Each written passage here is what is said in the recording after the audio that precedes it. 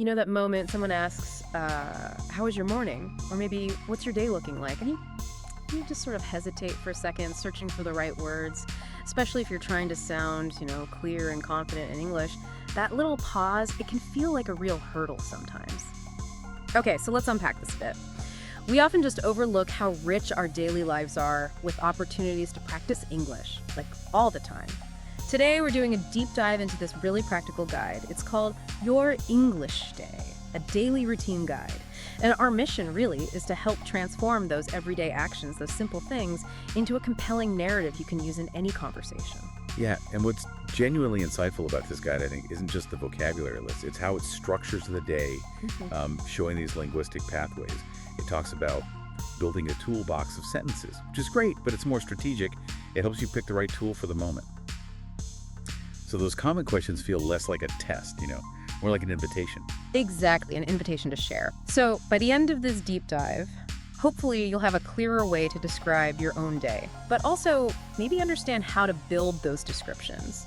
Moving beyond just facts to showing your personality. It's really about feeling prepared, feeling articulate. So why does this actually matter? Talking about your daily life in English? Well, because your routine, from the second that alarm goes off right through to winding down at night, it's just packed with English practice opportunities. Think about how often someone asks, what did you do this morning? Or how's your day going? They're not just being polite, right? The prompts to use your English. Right, and if you step back and think about the bigger picture, it's not just memorizing phrases, it's strategic fluency. The guide illustrates this really well. By consciously practicing how you talk about these daily things now, you're basically preloading your conversational memory. Does that make sense? So when the question comes, you're not scrambling for words. You're choosing them from this internal library you've built. It turns a normal exchange into, confident communication. That idea of preloading responses, having that mental script ready, that's really powerful. But where do we even start building it? The guide kicks things off right at the beginning, the alarm clock battle. Yeah. What did you think about their examples there? They were quite different. Oh, they were brilliant. Yeah. Especially how one host sets their alarm for 7 a.m. and is just like, okay, let's go. Very direct. While the other one, hilariously, is the classic 5 more minutes person. Oh, I know that one. Right, which they admit always turns into 20 minutes. It just adds that human touch immediately. It's those tiny struggles, like hitting snooze, that make it a real story, not just an account. It shows how using these little micro-narratives, those thoughts and small actions, make your English way more engaging. I completely agree. And I am definitely the 5 more minutes turning into 20 type, so yeah, that resonated. It's about finding words for those internal thoughts, too, not just, I woke up. It lets you personalize things right away. So, okay, after that internal negotiation with the alarm clock, what's next on the guide's morning list? Right, once the alarm is finally dealt with, the guide moves into, getting ready physically, so getting out of bed, maybe a quick stretch, then the usual hygiene stuff, brushing teeth, washing your face, and the shower, often pretty crucial. What really struck me was one host's analogy for the shower. They called it like pressing a restart button, saying, after the shower, I feel clean, fresh, and ready. Restart button. I love that. That's such a good phrase. It takes a simple action like I took a shower and gives it, emotional weight. What does that specific phrasing teach us about making our descriptions more, impactful? Well, it's a fantastic example of using sensory anchors and maybe metaphorical language. Yeah. Instead of just stating the fact, it connects to that universal feeling of renewal, right? For language learners, this shows how you can move beyond basic verbs. Use adjectives, comparisons that convey your experience. It's about painting a picture, not just listing stuff. Think about your morning coffee. Is it just, I drink coffee? Or maybe it's, my coffee, dark and rich, is like the real kickstart for my brain. Something like that. That's a great point. Okay, so you're feeling awake, ready. The next essential step in the morning ritual, and another great chance for English practice, is breakfast.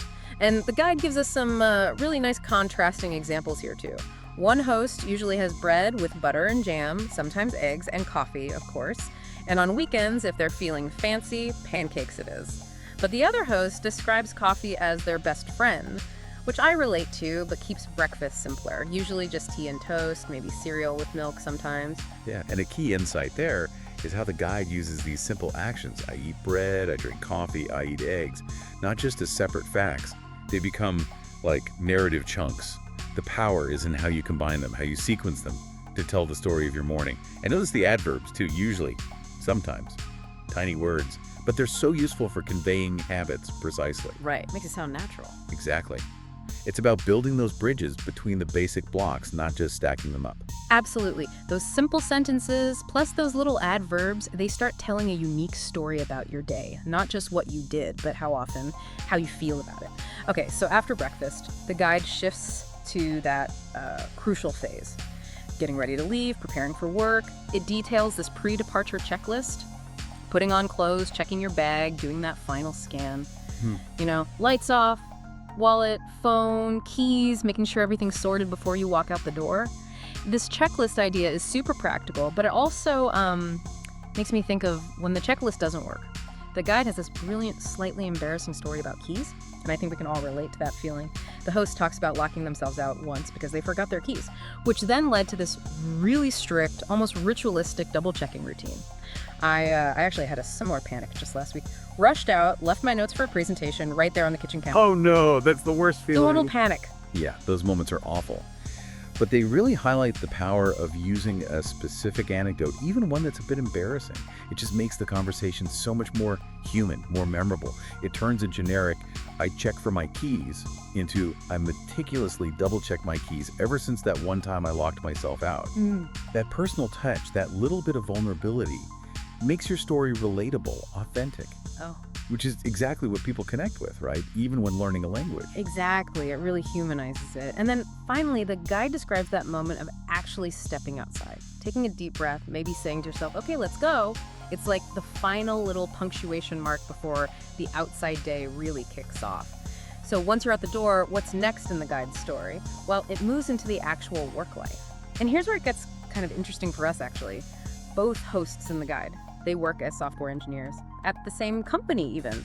So lots of time with computers, writing code, fixing problems, and as they put it, sometimes scratching our heads when things don't work. I think we know that feeling. Oh, definitely. And this brings up an important point, doesn't it? How do we talk about our jobs beyond just the title? The guide shows using this like action-oriented language, even metaphors. So instead of just I'm a software engineer, it's writing code, fixing problems, and that very relatable scratching our heads. It gives a balanced picture. It acknowledges the tricky parts, but also focuses on the active stuff. Solving problems, building things, working with colleagues, makes the description much more dynamic. That's a really good distinction. It's not just the tasks, it's the experience of the tasks. And it's funny how the guide highlights those shared work experiences fostering friendship, because actually that's kind of how we started doing this deep dive series. Oh, yeah, that's true. Just like their coding brought them together. Digging into these sources became our own sort of passion project, something we often tackle on weekends, kind of like they record their podcast. Besties at work, besties on the mic, you could say. But before their workday really starts, there's often that one more hurdle, the commute. And here, the guide gives us two really different experiences, perfect for showing linguistic contrast. One of them drives, cruises in their car every day.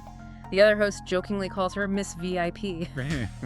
Meanwhile, the other guide takes the bus like a regular human, as they say. Yeah, and what's really striking is how the source captures these two commutes with such vivid language. For the driver, the description is definitely stressful. You get traffic jams, honking horns, parking dilemmas. Sounds familiar. Right. But for the bus rider, it's crowded, sometimes having to stand the whole way like a zombie. It's not just about different ways to travel. It's about articulating the feelings, the physical sensations of each one. Think how those adjectives, stressful and crowded, immediately give you a sense of the experience. It really does paint a clear picture, doesn't it? And it shows you, the listener, how these different experiences offer this, palette of vocabulary for your own commute, whatever that looks like. Whether you're stuck in bumper-to-bumper traffic or maybe enjoying a peaceful walk, the guide shows you can use simple sentences, I drive my car, I take the bus, the commute is stressful, and then layer on those powerful adjectives and your own observations to really tell your story. So we've taken this deep dive into Your English Day, a daily routine guide.